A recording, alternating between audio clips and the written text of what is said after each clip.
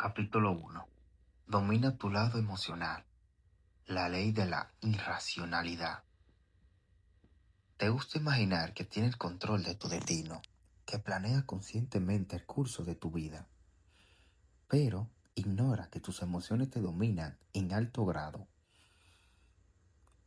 Hace que adoptes ideas que satisfacen tu ego, que busque evidencias confirmatorias de lo que quieres creer, que vea lo que tu estado de ánimo desea ver, y esto te desconecta de la realidad y es la fuente de las malas decisiones y patrones negativos que te atormentan. La irracionalidad es la actitud para contratar. Disculpen. La irracionalidad es la actitud para contrarrestar esos efectos emocionales. Pensar en lugar de racionar, abrir tu mente a lo que en verdad ocurre, contraste con lo que siente. Esto no sucede sin esfuerzo. Es un poder que debemos cautivar y hacerlo realizamos nuestro máximo potencial. Aquí comienza con una historia. La antena interior. Un día, de fines de los habitantes de Antena recibieron una noticia perturbadora. Representantes de la ciudad, estado de Esparta, se encontraban en la ciudad y habían presentado al Consejo del Gobierno ateniense nuevas condiciones de paz. Si Antena no lo aceptaba, Esparta declararía la guerra. Esta última era la archienemiga de aquella. Diametralmente opuesta en su sentido. Diametralmente significa de un extremo hasta el opuesto, o sea, estaba muy enemistada. Diametralmente opuesta en muchos sentidos. Atenas dirigía una liga de Estado democrático en la región, mientras que Esparta encabezaba una confederación de oligarquía, sistema de gobierno en la que el poder está en manos de pocas personas perteneciente a una clase social privilegiada. Lo leo de nuevo. Mientras que Esparta encabezaba con una confederación de oligarquías llamada la Liga de Peloponeso. La primera dependía de su marina y su riqueza. Esa era Antena. Era la potencia comercial más eminente de Mediterráneo. La segunda dependía de su ejército. Era un estado eminentemente militar. Hasta entonces ambas potencias habían evitado una guerra directa, porque la consecuencia sería devastadora. En ambos, el bando derrotado no solo podría perder su influencia en la región, sino también su modo de vida, la democracia y la riqueza en el caso de Antena. Ahora, sin embargo, la guerra parecía ineludible y una sensación de inminente fatalidad se asentó rápidamente en la urbe. Días más tarde, la asamblea ateniense se reunió en la colina Pig, que daba a la Acrópolis. Días más tarde, la asamblea ateniense se reunió en la colina Pig, que daba a la Acrópolis, para debatir en el ultimátum espartano y decidir qué hacer. La asamblea estaba abierta a todos los ciudadanos varones, y ese día cerca de 10,000 de ellos abarrotaron la colina para participar en el debate. ¡Wow! Mucha gente. Lo más intransigente entre ellos se hallaba en un estado de gran agitación. Intransigente significa que actúan con intransigencia, que implica de tono intransigencia, que sería como el social local de la campaña manifestó intransigencia y sostuvo que era la única como... No me explica nada todavía. El diccionario me ha traicionado. Bueno, disculpen, el diccionario me traicionó. Antena debía tomar la iniciativa y atacar a Esparta primero, decían. Otros le recordaron que en una batalla terrestre la fuerza espartana era casi invencible. Atacar a Esparta de ese modo sería hacerle el juego. Todos los moderadores, todos los moderados estaban a favor de aceptar las condiciones de paz, aunque, como muchos señalaron, eso exhibiría temor y envalentonaría a los espartanos, que le daría como más furor, más fuerza, le daría más tiempo para hacer crecer su ejército. El debate era cada vez más acalorado. La gente gritaba y no había una solución satisfactoria a la vista. Hacia el final de esta tarde, la multitud cayó de pronto cuando una conocida figura pasó al frente para dirigirse a la asamblea. Era Pericles, el anciano estadista ateniense, ya mayor de 60 años, sí, sumamente querido. Su opinión importaba más que la de cualquiera, pero pese a lo mucho que se le respetaba, se le consideraba un líder peculiar, más filósofo que político. Para quienes tenían edad suficiente para recordar el inicio de su carrera, era sorprendente lo poderoso y exitoso que había llegado a ser. No hacía nada de la mera habitual, o sea que no lo hacía como lo normalmente se hace.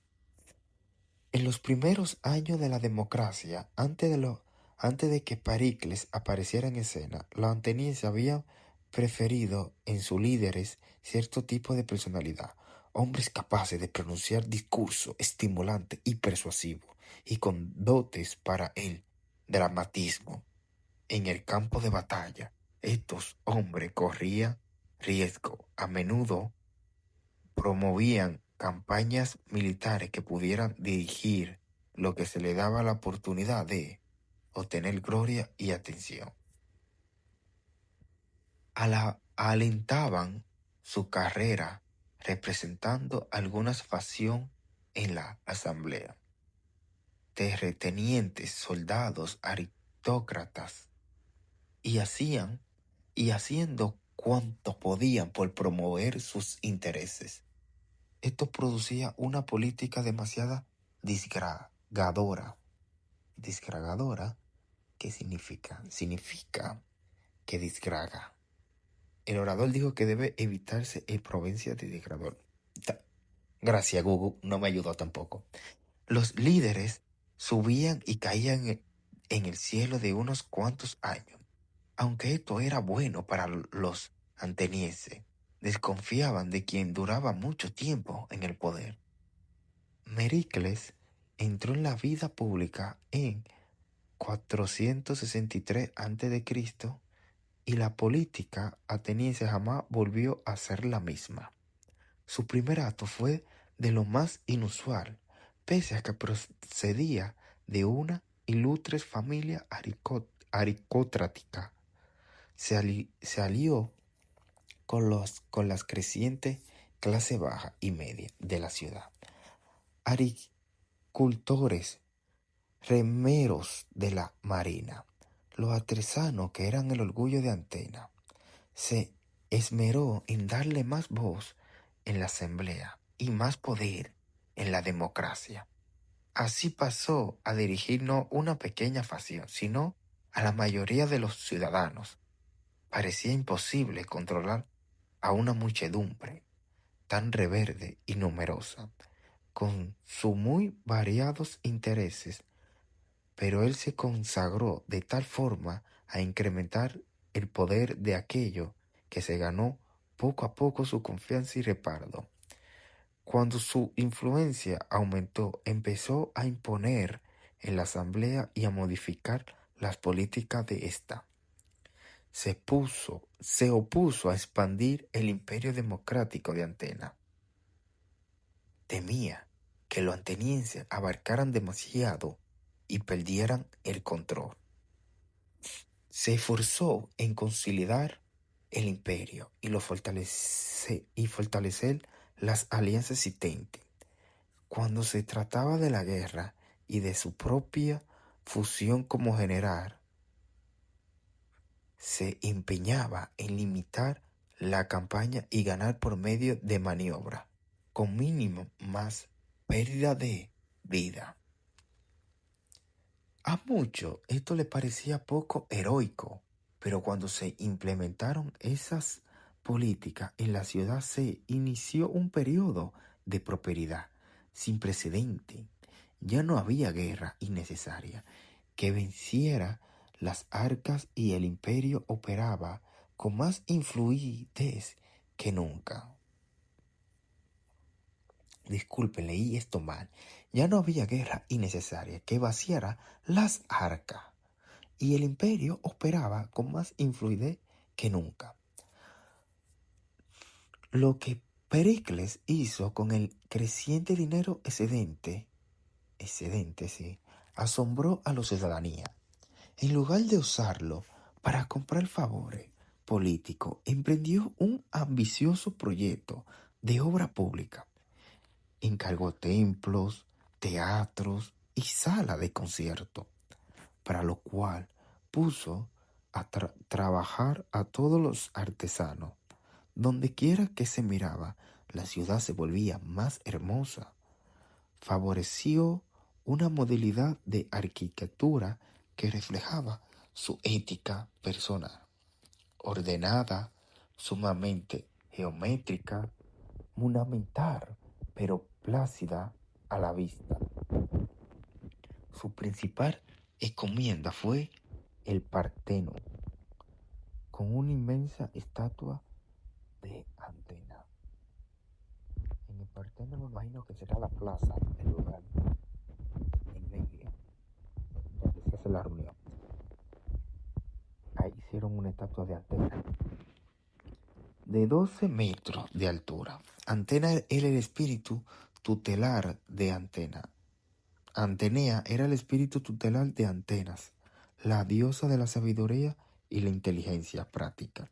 Representaba todos los valores que Pericles deseaba promover. Él transformó por sí solo la apariencia y espíritu de Antena y comenzó en esta una edad de oro en la totalidad de las artes y la ciencia. Quizá la cualidad más extraña de Pericles era su estilo oratorio, sobrio y solemne. No era dado a los arranques retorcidos habituales. En cambio, se esmeraba en convencer a su público con argumentos inatacables. Esto hacía que la gente lo escuchara con atención mientras seguían el interesante curso de su lógica. Tal estilo era persuasivo y tranquilizador.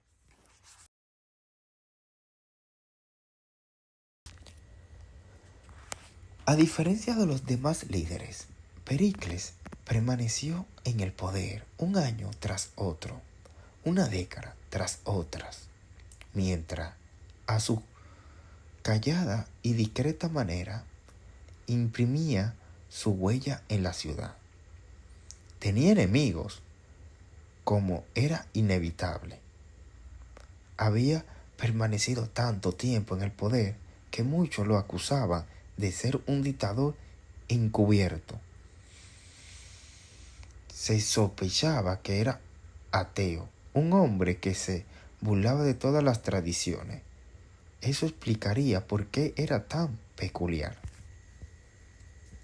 Pero nadie podía negar los resultados de su liderazgo. Cuando esa tarde tomó la palabra en la asamblea, a sabiendas de que su opinión sobre la guerra con Esparta sería lo que más peso tendría, el silencio se entendió entre la muchedumbre, ansioso de escuchar sus argumentos. «Ateniense», comenzó, «mi opinión es la misma de siempre.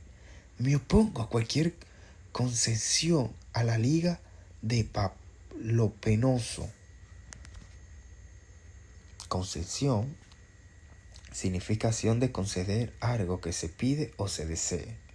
O también se puede decir hecho de ceder una posición ideológica o un hecho adoptado. Entonces lo que quiere decir es, mi opinión es la misma de siempre. Me opongo a cualquier obsesión a la Liga Peloponeso. Aunque sé que el entusiasmo con que se convence a la gente de entrar a una guerra no se prolonga hasta el momento de la acción, y que la opinión de la gente cambia con el curso de los acontecimientos. Grábense eso.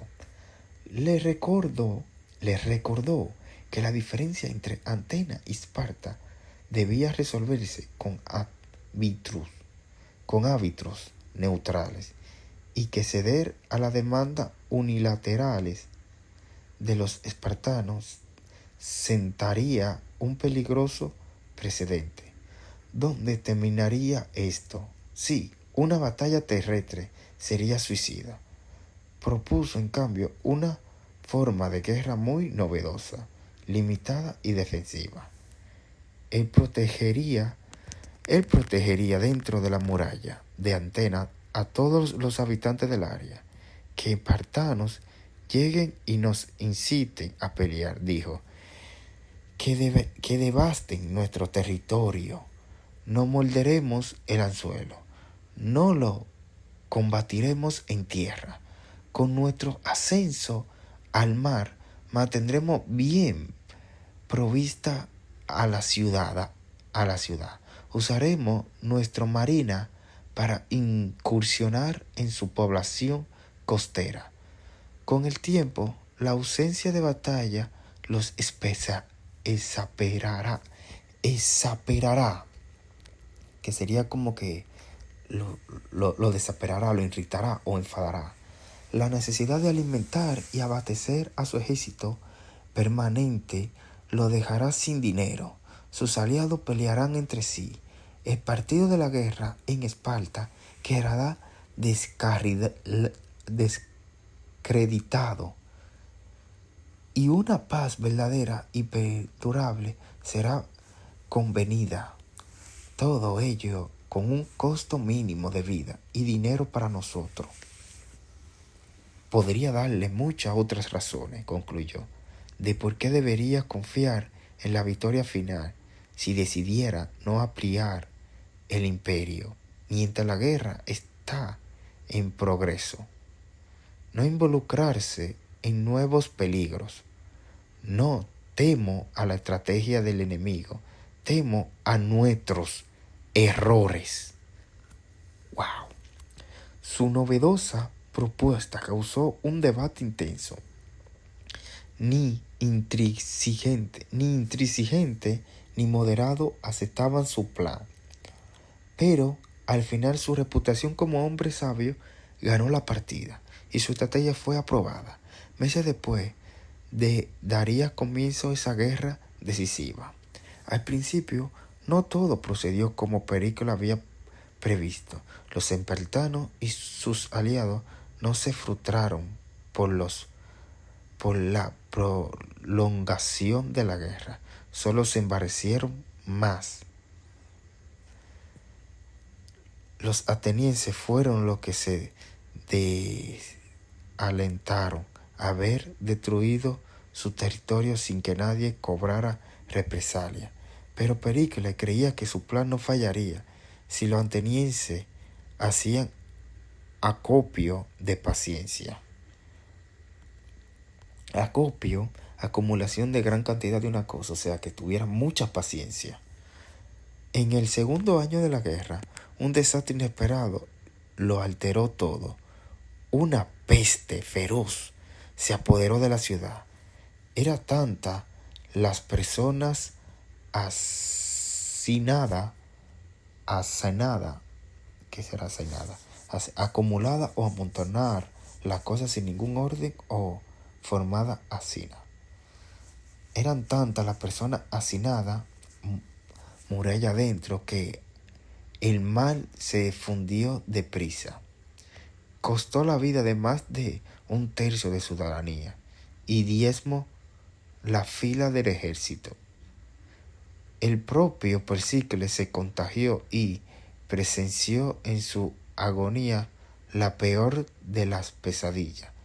Todo lo que había hecho por Antena a lo largo de tanta década parecía desbaratarse de golpe, mientras la gente era presa de un delirio general en que cada quien veía nada más por sí mismo.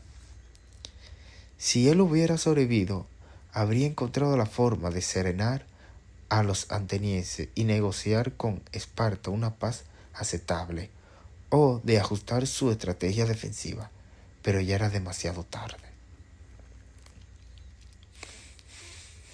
Por extraño que parezca, los atenienses no lloraron a su líder. Lo culparon de la peste y protestaron por la ineficiencia de su estrategia. No estaban de humor para la paciencia y el comedimiento. Pericles había vivido más de lo debido y su idea era vista como la cansada reacción de un anciano. El amor por él se convirtió en odio. En su ausencia, las facciones retornaron con más vigor. El partido a favor de la guerra se volvió muy popular, alimentando por el crecimiento rencor contra los espartanos, quienes aprovecharon la peste para avanzar. Los intransigentes prometieron recuperar la iniciativa y aplastar a los espartanos con una estrategia ofensiva. Para muchos atenienses tales palabras fueron un alivio, la liberación de emociones largamente contenidas. Al tiempo que la ciudad se recuperaba poco a poco de la peste, los atenienses consiguieron tomar la delantera y los espartanos pidieron la paz. Los espartanos pidieron la paz. ¿Y qué hicieron ellos? Vamos a ver. Con el deseo de aniquilar al enemigo, aquellos aprovecharon su ventaja solo para descubrir que estos se recuperaban e invertían la situación. Forcejearon así año tras año. La violencia y el rencor se incrementaron en ambos bandos. En determinado momento, Antena atacó la isla de Melón, aliada de Esparta, y cuando los melinos se rindieron, los atenienses votaron por sacrificar a todos los hombres y vender como esclavos a las mujeres y a los niños. Nada remotamente parecido a eso habría ocurrido bajo el mandato de Pericles. Se volvieron muy frenéticos. Luego de tantos años de guerra sin fin, en 415 a.C., varios líderes atenienses tuvieron una interesante idea para aceptar, o sea, darle el último golpe. La ciudad-estado de Siracusa era ya una potencia en ascenso de la isla de Sicilia. Era un aliado crucial de Esparta, a la que abastecían de recursos. Si los atenienses, con su eficaz marina, lanzaban una expedición y tomaba Siracusa, tendrían dos ventajas: ampliaría su imperio y privaría a Esparta de los recursos indispensables para la guerra. La Asamblea votó a favor de enviar 60 barcos con un ejército de misiones apropiadas para cumplir esa meta. Uno de los comandantes asignados a esa expedición, Nisia, tenía enormes dudas acerca de las peticiones de este plan. Sospechaba que los atenienses habían subestimado la fuerza de Siracusa. Expuso todos los escenarios negativos posibles. Solo una expedición mucho mayor sería capaz de asegurar la victoria. Pese a que su intención había sido acabar con ese plan, su argumento tuvo el efecto contrario. Si lo que se requería una expedición más grande, eso sería lo que se enviaría: 100 barcos y el doble de soldados. Los atenienses presagiaba la victoria en esta estrategia y nada lo disuadiría. En los días posteriores, atenienses de todas las edades trazaban mapas de Sicilia en la calle, al tiempo que soñaban con la riqueza que se derramaría sobre Atenas y la humillación final de los espartanos. El día en que los barcos zarparon fue motivo de una gran fiesta, un espectáculo que no se había visto nunca antes. Una armada enorme ocupó el puerto, hasta donde alcanzaba la vista, con barcos bellamente decorados y soldados de radiantes armaduras que abarrotaban los muelles. Fue una exhibición deslumbrante de la riqueza y el periodo de Atenas. Al paso de los meses, los atenienses estaban ávidos de noticias. Disculpen, ávidos, me imagino que es como que no tenían noticia. Que siente un deseo fuerte o intenso de tener, hacer o conseguir algo que implica detonar avidez. Al paso de los meses, los atenienses estaban ávidos de noticias de la expedición. En cierto momento, y gracias a la magnitud de su tropa, parecía que los suyos llevaban la ventaja y sitiaba Siracusa. Poner cerco a un lugar para lograr su rendimiento. Será bueno. Pero a última hora llegaron refuerzos de Esparta y los atenienses tuvieron que ponerse a la defensiva. Nisia envió a la asamblea una carta en la que describió esa negativa vuelco de los acontecimientos. Recomendó la rendición y el regreso de Atenas, o el inmediato envío de refuerzos. Renuente a creer en la posibilidad de la derrota, los atenienses votaron por mandar refuerzos, una segunda armada casi tan grande como la primera. En los meses subsiguientes, su ansiedad alcanzó nuevas alturas. Para entonces, las apuestas se habían duplicado y no podía permitirse perder. Un día, un bárbaro del Pireo,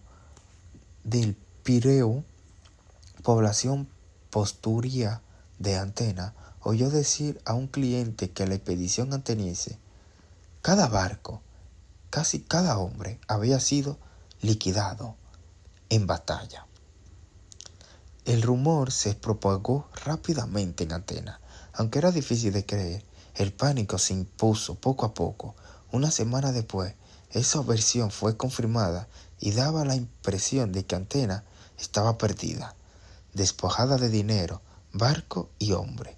Milagrosamente, los atenienses se la arreglaron para resistir. En los años siguientes, sin embargo, severamente afectados por su derrota en Sicilia, recibieron un golpe tras otro hasta que en 405 a.C. sufrieron la derrota final y fueron obligados a aceptar las crueles condiciones de paz impuestas por Esparta. Su año de gloria, su gran imperio democrático, la edad de oro de Pericles, se esfumaron para siempre. El hombre que refrenó su más peligrosa emoción, la agresividad, codicia, soberbia, egoísmo había desaparecido de la escena tiempo atrás. Su sabiduría había caído en el olvido. Interpretación. Cuando al principio de su carrera Pericles escudriñó la enseñanza política, notó el fenómeno siguiente. Cada figura política ateniense creía ser racional y tener metas realistas y planes para cumplirlas.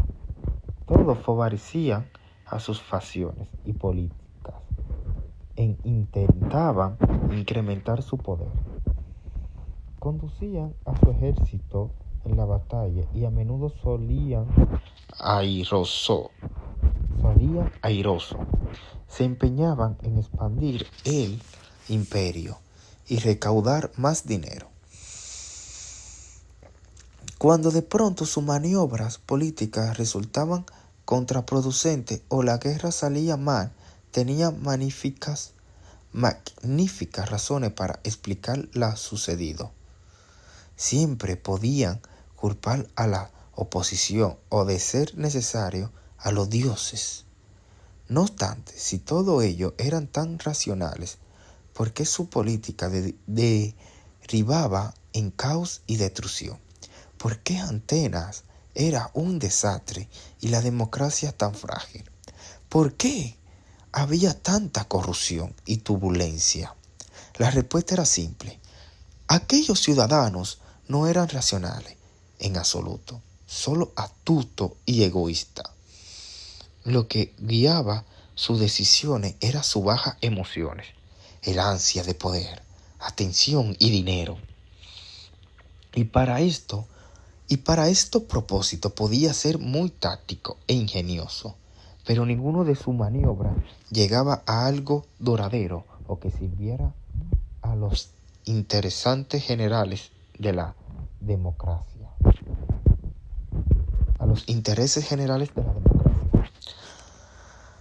Lo que obsesionó a Pericles como pensador y figura pública fue cómo salir de esta trampa, cómo ser verdaderamente racional en un hábito dominado por las emociones. La solución a lo que llegó es excepcional en la historia y muy poderosa en sus efectos. Debería ser nuestra idea. De acuerdo con él, la mente humana debe adorar algo. Tiene que dirigir su atención a algo que valore sobre todo lo demás. Para la mayoría, tal cosa es su ego. Para otros, su familia, clan, Dios o nación. Para Pericles era el nous, vocablo de griego antiguo que significa mente o inteligencia. El nous es una fuerza que permea al universo y crea orden y sentido. Por naturaleza, la mente humana se siente atraída a ese orden. Esta es la fuente de nuestra inteligencia. El nous que Pericles adoraba se encarnaba en la figura de la diosa Atenas. Atenea nació literalmente de la cabeza de Zeus, como le reveló su nombre, una combinación de Dios, Theos y mente, nous, pero acabó por representar una forma de nous muy particular, eminentemente práctica, femenina y terrenal. Ella es la voz que llega hasta los héroes en momentos de necesidad. Le infunde un espíritu sereno, orienta su mente a las ideas, indica hacia la victoria y el éxito, y le da la energía precisa para lograrlo.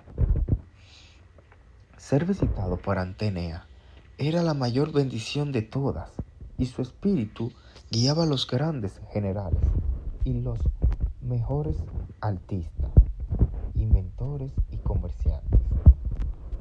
Bajo su influencia, un hombre o mujer podía ver el mundo con perfección, claridad y conservar la acción correcta dada la circunstancia.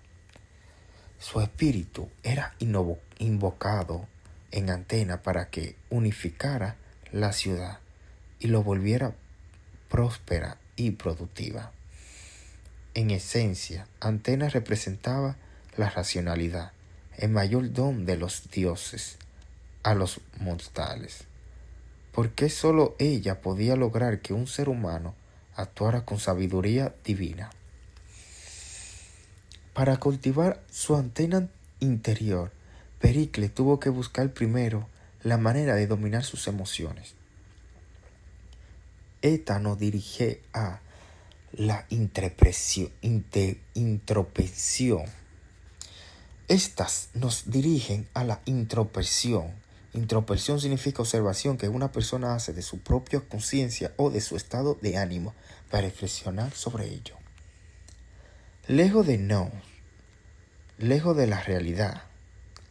Nous te recuerda que significa como inteligencia o mente. Nos demoramos en la cólera y nuestras inseguridades. Si miramos el mundo e intentamos resolver problemas, vemos las cosas a través del cristal de esas emociones. Ella nubla nuestra visión. Pericles aprendió a no reaccionar nunca en el momento, no tomar jamás una decisión mientras estuviera bajo la influencia de una emoción fuerte. En cambio, analizaba sus sentimientos, usualmente cuando examinaba con atención sus inseguridades o su ira. Veía que no se justificaba y perdía importancia bajo su escrutinio. Escrutinio significa, recuerden que los votos de una elección. Recuento, no, eso no será. Examen o averiguación de algo hecho con mucha atención y detalle con el fin de formar un juicio. A veces tenía que alejarse físicamente de la acalorada asamblea y retirarse a su casa, donde permanecía solo durante días, sin fin, para calmarse. Poco a poco la voz de Atenea llegaba hasta él. Decidió basar todas sus decisiones políticas en una cosa, lo que era de verdad el mayor beneficio de Atenas.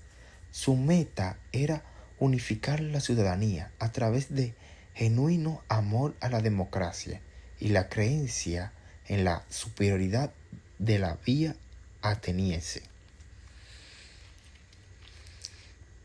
Tener una norma así le ayudó a evitar la trampa de ego. Lo implica a esforzarse por incrementar la participación y poder de la clase baja y media, pese a que esta estrategia pudiera volverse fácilmente contra él. Los inspiraba a limitar las guerras, aunque esto significaba menos gloria personal, y al final lo llevó a su más grande decisión, el proyecto de obra pública que transformó Antena. Para ayudarse en este proceso deliberativo, abrió su mente a todas las ideas y opciones posibles, aún a las de sus oponentes. Imaginaba todas las consecuencias de una estrategia antes de comprometerse con ella, con espíritu sereno y mente abierta. Ideó la política que dieron origen a una de las auténticas edades de oro de la historia. Un hombre fue capaz de contagiar a toda una ciudad de su espíritu racional. Lo que le ocurrió a Antena después de su pérdida habla por sí sola. La expedición siciliana representó todo aquello a lo que él se opuso siempre. Fue una decisión motivada en secreto por el deseo de conquistar más territorio, sin considerar las potenciales consecuencias. ¿Comprende? comprender cómo todos tú, tú también crees ser racional, pero no es así. La racionalidad no es una facultad con la que naciste, sino que adquieres mediante la intrusión y la práctica. La voz de Atenea representa sencillamente un poder superior que lleva dentro un potencial que quizá haya sentido en momentos de serenidad y concentración. La idea perfecta que se te ocurre luego de mucho pensar. En el presente no está en el contacto con ese poder superior porque tu mente está agobiada por tus emociones. Como Pericles en la asamblea, te has contagiado del drama que otros montan. Raciona siempre a lo que ellos te dan y por eso experimenta olea de entusiasmo, inseguridad y ansiedad que te impiden concentrarte. Tu acción es atraída aquí y allá y sin una norma racional que guíe tus decisiones. Nunca cumples las metas que te propones. Eso puede cambiar en cualquier momento con una simple decisión, la de cautivar tu Atenea interna. La racionalidad será entonces lo que más valores y te servirá como guía. Tu primera tarea es examinar las emociones que contagia sin cesar tus decisiones e ideas. Aprende a preguntarte, ¿a qué se debe este cólera o rencor? ¿De dónde procede este? Lo leeré de nuevo. ¿A qué se debe este cólera o rencor? ¿De dónde procede esa constante necesidad de atención? Bajo ese escrutinio, tus emociones dejarán de dominarte. Pensarás por ti mismo en lugar de racionar a lo que los demás te den o te dan. O sea, no vas a reaccionar a esas negativas emociones que te tiran. Las emociones tienden a limitar la mente, a hacer que nos concentremos en una o dos ideas que satisfacen nuestros deseos inmediatos de poder o atención. Ideas que suelen resultar contraproducentes. Ahora, con un espíritu sosegado, tomarás en cuenta una amplia variedad de opciones y soluciones. Deliberarás más antes de actuar y reevaluarás tus estrategias. Esa voz se volverá cada vez más clara. Cuando la gente te asciende con sus interminables dramas y sus emociones insignificantes, te molestará la distracción y aplicará tu racionalidad para superarla. Como un atleta que se fortalece mediante el entrenamiento, tu mente se volverá más flexible y resistente, lúcido y tranquilo. Verás respuestas y soluciones creativas que nadie más podría imaginar. Es como si un segundo yo estuviera detrás del primero. Este es sensato y racional, pero el otro se siente impulsado a hacer algo descabellado, muy gracioso en ocasiones. Repentinamente noto que desea hacer esas cosas divertidas. Dios sabe por qué quiere hacerla, por así decirlo, contra tu voluntad. Aunque la combatas con toda tu fuerza, la desea. Fyodor Dostoyevsky, el adolescente. Si no ha sucedido a mucho, que cada vez que tenemos ese impulso, deseo de hacer algo que va contra nosotros, bueno, hasta aquí lo voy dejando. Este es el primer capítulo y el próximo es la clave de la naturaleza humana del mismo primer capítulo. Pero ya lo voy a dejar hasta aquí por ahora. Mañana tengo trabajo, espero que tengan un grandioso día y yo sigo aprendiendo a leyendo, leeré más fluido, más natural y espero que le esté encantando esta narración, porque a mí me está encantando. Hasta la próxima.